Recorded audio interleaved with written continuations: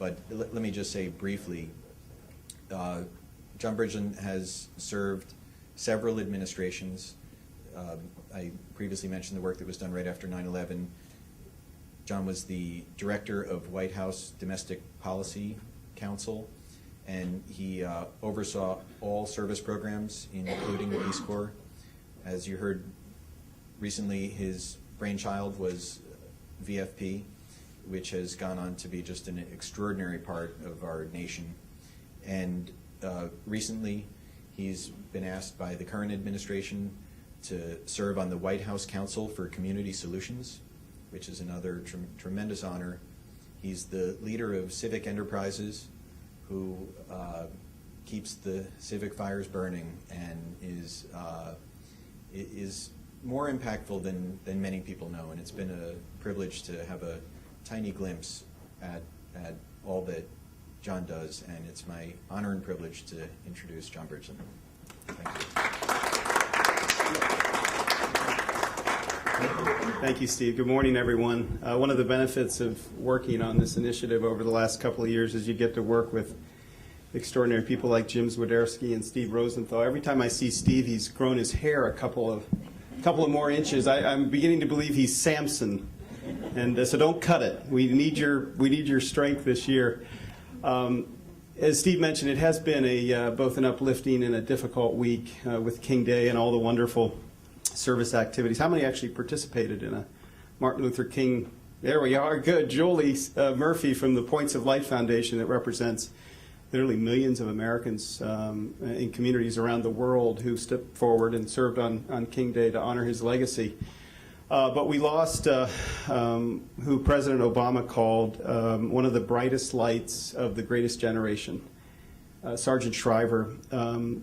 After 9/11, I had the privilege to, at Christmas dinner, my sister asked us who our heroes were, and we went around the table. It was a pretty interesting conversation among, my grandparents and parents and my the children and the grandchildren. And actually, when it came to me, I said Sergeant Shriver. And I talked a little bit about why I said that. And but I can just tell you, when I got to know Sarge and we worked together after 9/11, here's this man of extraordinary charisma and idealism, but also practical realism. He was a tough bird.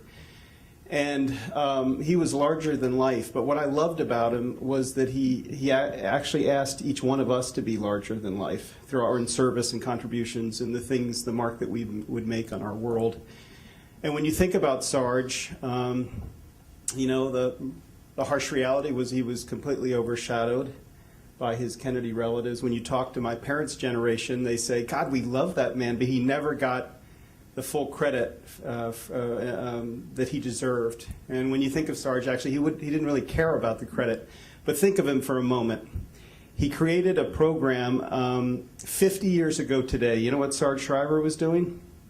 He had just left the Chicago Mart that he was working for his father-in-law, Joseph B. Kennedy. He had been asked by Kennedy to start the Peace Corps, and he actually did so somewhat reluctantly. He was a very successful businessman. But he accepted the assignment. It's hard to say no to a president. And he was leading a task force for the development of the Peace Corps. And when he presented the task force report to Ted Sorensen, they didn't have chiefs of staff in those days, but Sorensen effectively was the chief of staff. Sorensen looked at it and said, Sarge, this isn't quite what we had in mind. We were looking for a small pilot program. And Sarge said no. His dream for the country was something big and bold. And actually, Harris Wofford, if he were here, would say that Sarge, it became a verb. He Shriverized that task force. He injected, wherever he went, such life and energy into the things that he did. And I would just say today that my hope for the Service World Plan is that we Shriverize it in his honor.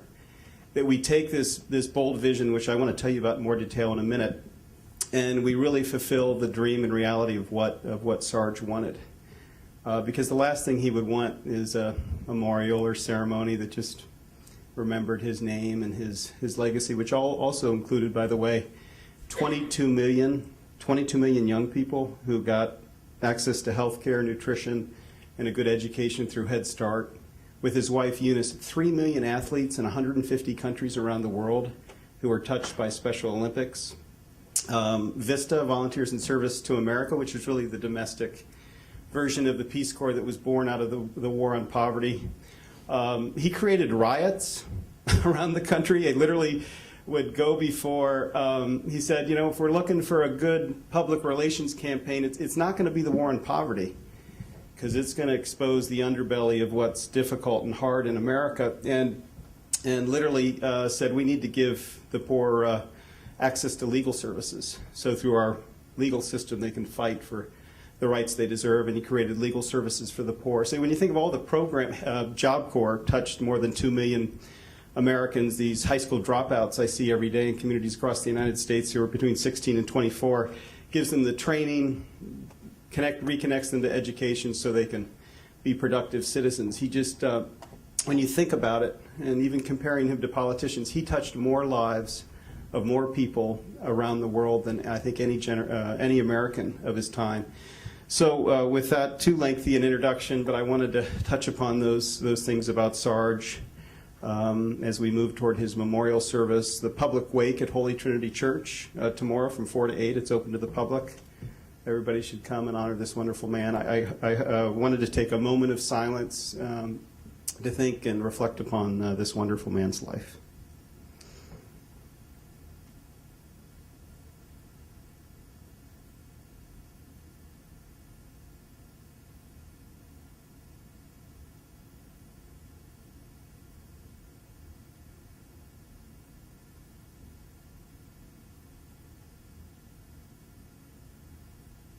Thank you. I feel his presence here today. Steve mentioned that Service World is the outgrowth of something called Service Nation. Catherine Stahl is very humble. President Washington and James Madison envisioned that there would be a national university in the United States that would train many of you young people in the habits of good citizenship and public service. Washington said, when we assumed the soldier, we did not lay down the citizen. John Adams talked about how our duty to serve our nation should continue throughout our lives. Every president has literally talked about the power of citizen service. But the National University, it was a tough road. American University claims, as it rightfully should, to be that outgrowth of that National University of Washington and Madison's vision. It wasn't really until Franklin Roosevelt's Civilian Conservation Corps that mobilized 3 million Americans who were young and unemployed, out of work and out of school, to work on our public lands and plant, over the course of their term, more than 1 billion trees across the United States. Think of that for a minute. To provide agricultural drainage for 84 million acres of public land, which is the exact acreage of our national park system, to do extraordinary things. But it was Kennedy, and as Steve mentioned in the inaugural, and the ask not what you can, ask not what your country can do for you, ask not what you can do. Help me. You get it. The second piece of Kennedy's call was ask not what America can do for you, but what together we can do for the freedom of man. And that was the international challenge. So 3 years ago, a lot of us were frustrated that there had never been a quantum leap in national and community service. Presidents had talked about it. Kennedy had started VISTA, which was a relatively small program. Carter had created Action. Nixon had created a program. George H.W. Bush created Points of Light. President Clinton had created AmeriCorps, which at the time he wanted it to be up to 1 million. It was about 15 initially, about 25,000 Americans serving around the country. George Bush created USA Freedom Corps, which grew Peace Corps, grew AmeriCorps, created a new Citizen Corps for Homeland Security, created Volunteers for Prosperity. But we really it was all incremental. And so we brought together this coalition called Service Nation and envisioned what Harris called a quantum leap in national and community service. 250,000 of Americans, 250,000 Americans serving through AmeriCorps, but not just serving on King Day, but serving full-time and working on addressing the high school dropout epidemic. Like City Year today mobilizes in 25 communities mentors and tutors who are literally there at 6:30 in the morning. They greet every student in these dropout factory high schools and their feeder middle schools. They make sure that what they're taking in the classroom is aligned with their interests. They put them into extended learning programs after school. They walk kids home in unsafe neighborhoods to the safety of their homes. And we're seeing increases in academic achievement, student engagement, reductions in bad behavior. And so showing the power of national service to actually address our toughest challenges, education, poverty, clean energy, the environment, and then re-engaging returning veterans into service as the mission continues. And we know from recent studies that veterans' return home is really rocky. But if you re-engage them in service, their transitions back home are much, much better. So we work together as a country, literally hundreds, thousands of organizations, including the military, the AARP, which represents 40 million members, and this broad-based coalition, much like the Building Bridges Coalition, and envisioned something called the Serve America Act. And it became the Edward M. Kennedy Serve America Act that was passed into law, signed by President Obama. And I think one of the highlights of my life, I was driving through rural Kentucky and my cell phone rang. And you know how your cell phone rings and you don't recognize the number, you're not inclined to pick it up, but I picked it up. And it was Ted Kennedy. And he said, Bridge, this is Senator Kennedy. And he already left Capitol Hill, he was so ill. And yet he took the time to, call someone like me to say, thank you. And he said, remember when my brother talked about passing a torch? I said, yes, I was only one, but I remembered it later. And he said, well, we really blowtorched this thing. And he this booming laugh came out of this extraordinary man. And I thought, boy, we really did. The Serve America Act is the quantum leap for national community service in this country.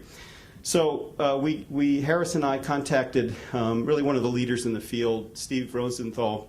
He's got this enormous coalition of organizations working in the international space. He said, what could we do to envision and then enact the quantum leap in international service? And Harris told us this story. He said when Kennedy created the Peace Corps, there were 600 volunteers launched from the White House lawn. If you go to the sargeshriver.org website, you can see the picture of Sarge with some of the first Peace Corps volunteers. And when Harris was walking back into the Oval Office with President Kennedy, Kennedy turned to him and said, you know, Harris, the Peace Corps will be truly serious when we have 100,000 Americans serving abroad every year and 1 million over a decade, which will not only meet challenges around the globe, put a good face on America, but will lead to a more informed foreign policy. Think about that, 100,000 Americans serving abroad every year, 1 million over a decade, and what that would do in an increasingly dangerous world. So we took that, and Sarge really embraced that. And by the end of his term, after the tragic assassination, and then he was continued on by President Johnson, when his term was over at the Peace Corps, there were about more than 15,000 Americans serving in the Peace Corps. And today, actually when we started, there were 5,500. And after 9/11, there were 215,000 requests for Peace Corps slots. And I visited all 535 members of Congress to press for the doubling of the Peace Corps. We got it up to about 8,500, which was a historic high for the past 31 years, but a tiny fraction of what Kennedy and Sergeant Shriver wanted. And so we took that goal of 100,000 Americans serving abroad, and we said, realistically, thinking about Shriverizing this plan, how can we get to 100,000 Americans serving abroad? And think of the impact that would have in an increasingly dangerous world. And so we said, well, we will propose to double the Peace Corps, and President Obama, who, by the way, is I'm absolutely thrilled to be serving him in this new capacity. And I think he said more eloquently than any president ever has that when you serve, you connect your own story to the American story. And you can see how your service now informs the part of American history that you shape and form. I remember I met Margaret Mead, used to have dinner with her on an annual basis because my high school history teacher was her cousin, so she'd come in town and we'd have these amazing dinners. And she's the one who said, never doubt that a small group of people can change the world. Indeed, it's the only thing that ever has. And this tiny little woman who became part of world history, who went in communities all across the globe and through her actions was able to transform, talk about women starting in the law school here, in communities where women's rights were so bad that women were discriminated against, sometimes killed, had no rights to express their beliefs, to vote, to exercise religion. Margaret Mead transformed rights for women all across the world. And so how can we as individual Americans not just go on a service assignment, not just go for a month, not just go even for 2 years in the Peace Corps, but be captured by a mission, like Martin Luther King was, and become part of the American, in this case, the world story. So let me get into the concrete components of the Service World Plan. Our vision, which is outlined in this little pamphlet, which is online under serviceworld.org and the BBC Coalition website, is to make international volunteer service a common strategy in addressing our most challenging issues around the world in education, in agriculture, in the environment, in healthcare. I have the privilege, I'm the vice chair of an organization called Malaria No More, and was mystified to find out in 2004 that there were 2 million people needlessly dying from this fully preventable and treatable disease called malaria, and that infects 350 million people worldwide every year. And that there's something that Eric and Catherine and you and I can all do about it. We can literally buy a $10 bed net that a family sleeps under, and it saves 2 lives. And what's interesting to me is Peace Corps Senegal, for the first time, is tackling a specific issue, has partnered with Malaria No More, helped us distribute 100,000 bed nets, saving literally thousands of lives in this district in Senegal. And now Peace Corps is looking, we've got to talk to Aaron Williams, but looking at taking this idea and making it Pan-African. So not only do we propose to double the Peace Corps from about 8,600 to around 15,000 as we march toward the 100,000 goal, we really want Peace Corps to focus in like a laser on helping to end malaria deaths and tackling HIV/AIDS, and it's a fantastic education mission. But you raised the question, or someone raised the question, what's the impact? Until just in my 535 conversations with members of Congress, they all wanted to know what's the return on investment.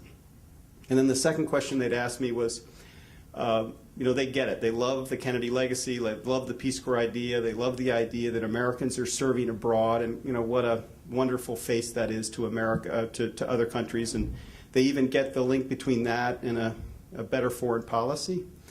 What they don't get is $100,000 per volunteer, and that's the way they positioned it to me, because they said over the course of 2 years, when we've asked for requests from the Peace Corps, we've gotten cost estimates of anywhere between $80,000 and $100,000 per year. Peace Corps officially says it's about $40,000 per volunteer per year. Add them together, you get $80,000 to up to about $100,000.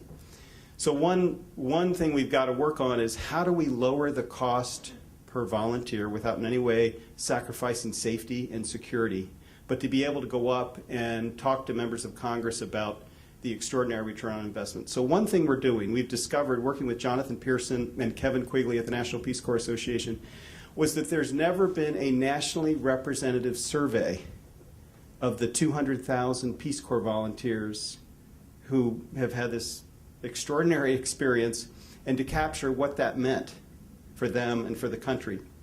And so Harris and I, together with the National Peace Corps Association and others, are going to get that survey going in the next couple of weeks. And I'd actually love your ideas for what questions you'd want to ask returned Peace Corps volunteers. One question I'm interested in, why did you serve? Was this answering Kennedy's call?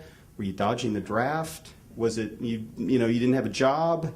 Was it you wanted to have adventure, learn another language? Was it? And I think the answer will actually change over the generations from what young people said in the 1960s compared to what they say today. And I bet you anything the answers today from these millennials are as inspiring, maybe if not more than the answers from the 1960s. At the other end of the spectrum, we want to know how did the Peace Corps experience affect your career? We know about Chris Dodd and Chris Matthews and and the senators and congressmen. But every time I'm in a foreign assistance meeting or a meeting on an international issue, there always seem to be 2 or 3 Peace Corps volunteers in the room. And so how did that inform their lives, their careers, what they went on to do?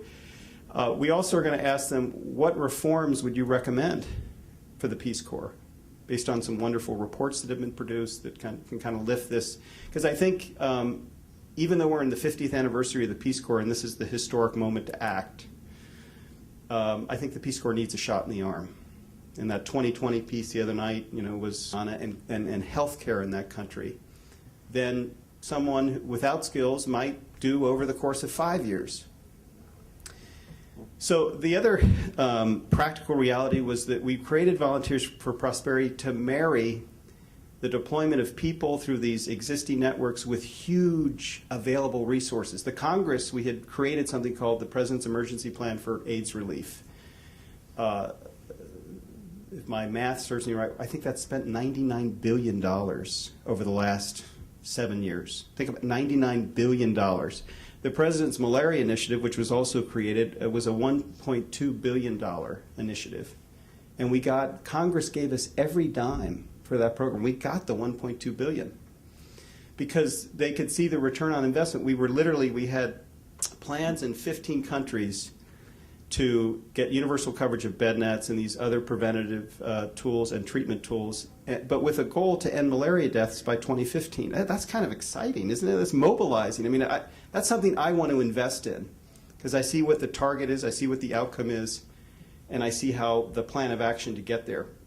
And so the goal of Volunteers for Prosperity was to take, and it's in the executive order, HIV/AIDS, the PEPFAR initiative, malaria, which we put in place at the White House Summit on Malaria in 2006, clean water for the poor, trade for African development, and a whole host of priorities in the Congress where they were providing huge funding streams.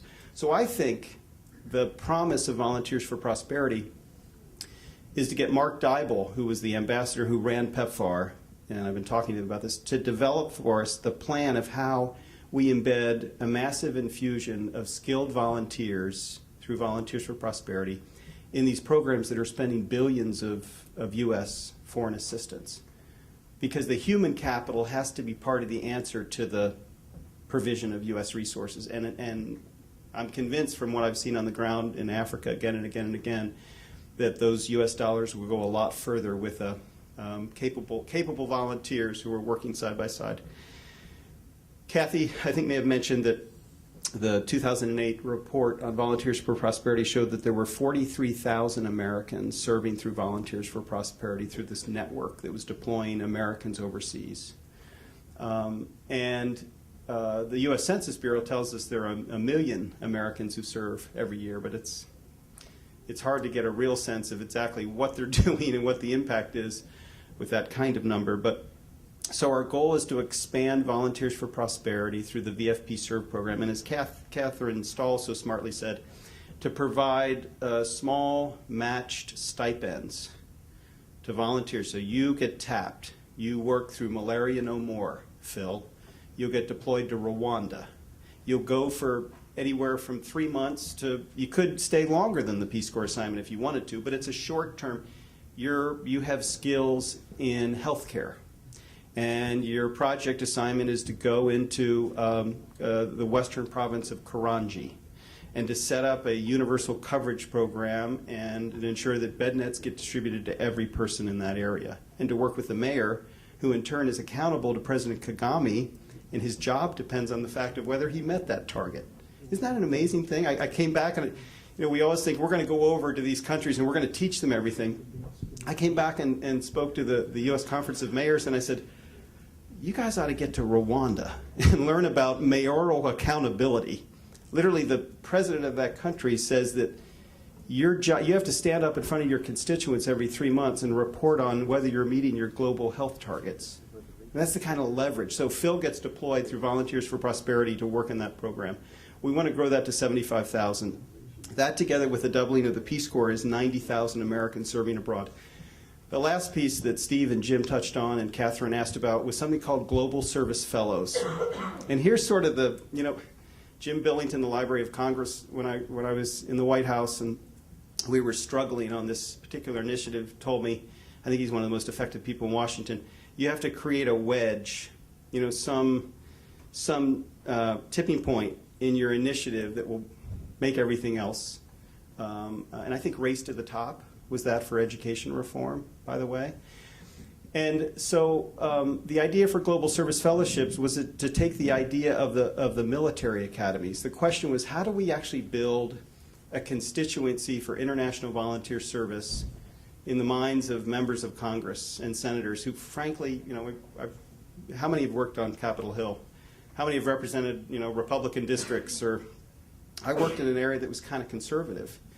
And the idea of the U.S. government, the U.S. taxpayers spending a lot of money on, in countries they've never heard of is a really, really heavy lift. But what if Senator Rob Portman from Ohio tapped, like he does for the military academies, and would nominate a global service fellow? And Phil goes over, he's from, let's say he's from Cincinnati, Ohio, goes over to Rwanda, comes back and reports to Senator Portman, we did a distribution of 150,000 bed nets, which the World Health Organization tells us 2 people per bed net would be estimated to save 200,000 lives. And as a volunteer for prosperity, or a global service fellow, I was responsible for leading the hang up, keep up effort around bed nets.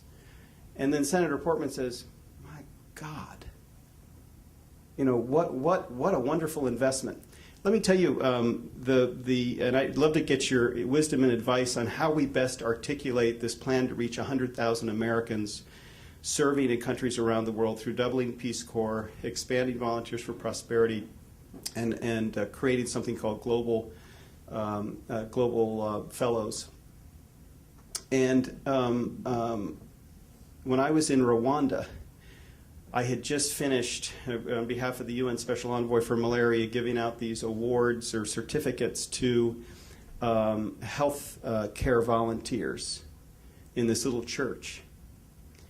And it was interesting to me because some of them were short, and some, which I like, because I can give them their award, because I'm short. And some of them were enormous, and I was reaching up to, and they were Hutus and they were Tutsis. And in 1994, more than 1 million Tutsis were slaughtered in one of the worst genocides the world has seen in modern history. You can't believe it, that these things still go on today, right? But they do. And so as I walked outside the church, I had a Hutu to the left of me and a Tutsi to the right of me. And we looked up at this church on the hill. And I said, what church is that? I've seen a picture of that. It's familiar. He said, well, that's the church that inspired Philip Gavorovich's book, We Wish to Inform You That Tomorrow We Will Be Killed with Our Families. A letter by these Tutsis who went to the church, who wrote to the pastor, who was a Hutu, that informed them that if there wasn't action taken, there was going to be a mass genocide in the community. Well, it turned out there was a mass genocide in the community. But what struck me about the conversation was, they turned to me and they said, if there had been more of these kinds of volunteer efforts, where Hutus and Tutsis were working side by side to visit the huts of the villagers, to see if their bed nets were hung, to make sure people were getting tested and had access to antiretrovirals for AIDS, the whole to make sure that young kids with fever got to the doctor or a health clinic within 12 hours, 24 hours, as quickly as they could, to see if it was pneumonia or potentially what could become cerebral malaria. They said, we don't think that would have happened, that being the genocide up on the hill. And the light went off, and I thought, we've talked so long about the social and humanitarian mission of deploying people abroad in service, that with this Congress, with the passage of 2 debt reduction commissions that are focusing like a laser on addressing our fiscal crisis, where the 150 account and foreign aid is going to be under enormous pressure, through which Peace Corps and USAID and all these efforts are funded and potentially funded, that we've got to make, and we want to line up every former national security advisor and every former secretary of state and make the case that these investments, these incredibly small investments from the United States in our people to serve abroad, are actually in our national security interest, in the national security interest of other nations. And an increasingly dangerous world where we're literally a click away, or a plane, half day's plane ride away from crime, terrorism, other forms of horror. These are pretty good investments. People like to go on, the Peace Corps volunteers. We were at the University of Michigan, and a Peace Corps volunteer raised her hand and said, made a comparison between one small investment in a weapons system through the Department of Defense, that if you were to take 5% of that budget, you could fulfill Sarge and President Kennedy's dream to have well more than 100,000 Americans fully funded to serve abroad every year. Last component of the Service World Plan is this International Social Innovation Fund. And you've all been very patient, and you seem to still be listening. Very, very kind. And I know I've talked long, but we're all very enthusiastic about this plan. We need your help. And I want to talk to you a little bit about the role many of you could play in it. And there are people here like Eric Milne from Duke Engage and others who are working on these efforts every day. That this international, on the domestic side, there was something called the Social Innovation Fund created, and there's a new White House Office of Social Innovation. The idea is to see the greatest ideas, bring them to scale and capacity. So the idea would be to take powerful ideas. I'll give you one example. Anybody does the SMS text, right? Well, this company in Mozambique discovered that in all these health centers in Mozambique there were BedNet stockouts and ACT stockouts that treat malaria. These miracle drugs were actually developed from a root in China, interestingly. And they said, well, wait a minute. And so when there were these stockouts of these tools that literally were saving lives, there would be communication back to the headquarters to get the bed nets or the drugs. And sometimes it would take 6 weeks. Well, people can die from malaria within a couple of days of the onset of the flu-like symptoms that make it clear that they're ill. So this company developed SMS text technology and provided it to all these health clinics. And so when there's a stock out, they send the SMS, it's called SMS Text for Life. And they text the headquarters, they get the bed nets, the drugs, lives are saved. So holding up those kinds of innovations through a social innovation fund, International Social Innovation Fund, might be a powerful idea. So the next step is we were trying to build grassroots support. We're trying to get at least 100,000 Americans to sign this declaration of service.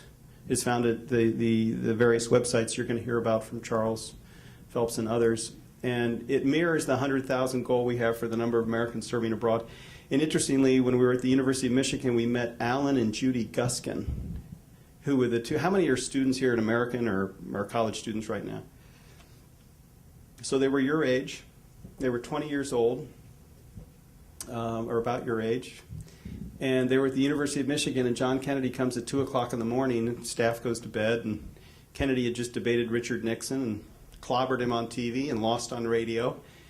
And he went on to give this speech about, how many of you would be willing to serve in Ghana and Africa and Latin America and give 2 years of your lives as engineers and nurses and doctors. And then he went to bed, and some historians wonder, how serious was Kennedy about this call? Well, Alan and Judy Guskin, just like you, organized a petition. They went around, they got, I've heard a lot of numbers. What is it, Jonathan, 1,000?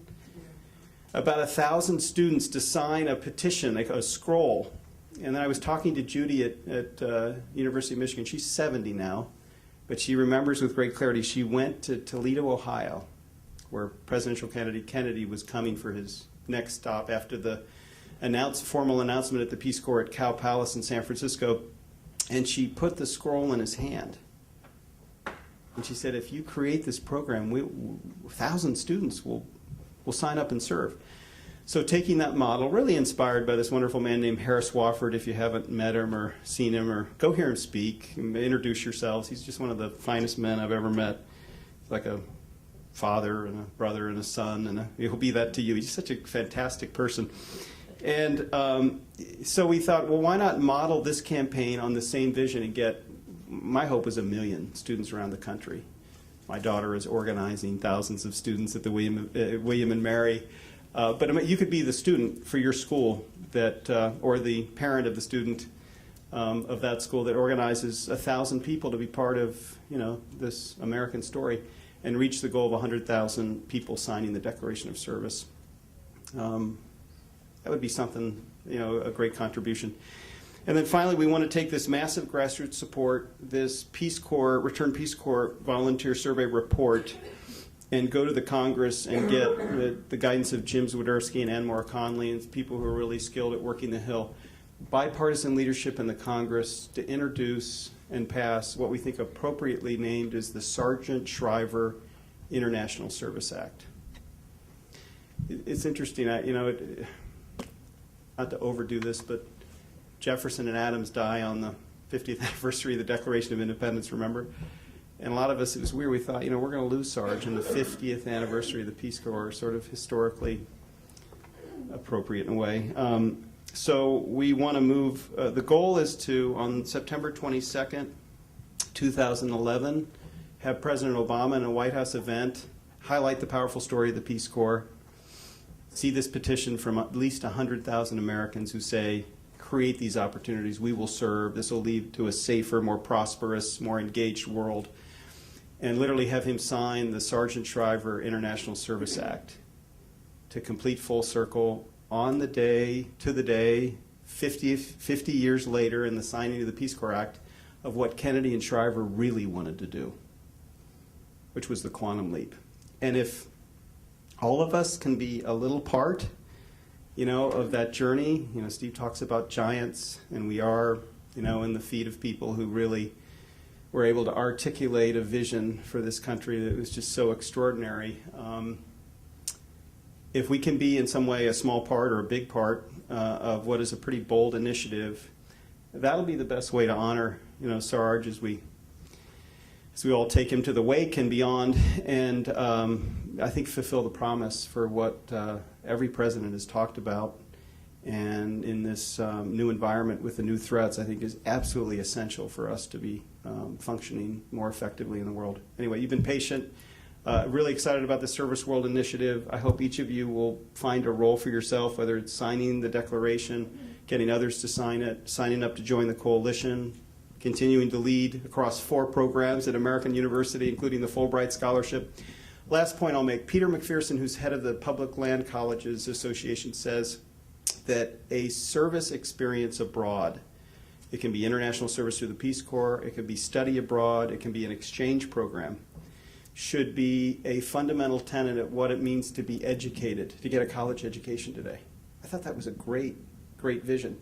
And then I'm riding home from work yesterday, and I turn on the radio, and I hear Michelle Obama talking about how she's meeting with kids in inner city D.C. and Anacostia and some of these schools that we work with. We know these kids. We know their alarm clock sometimes is gunfire. It's a horror show.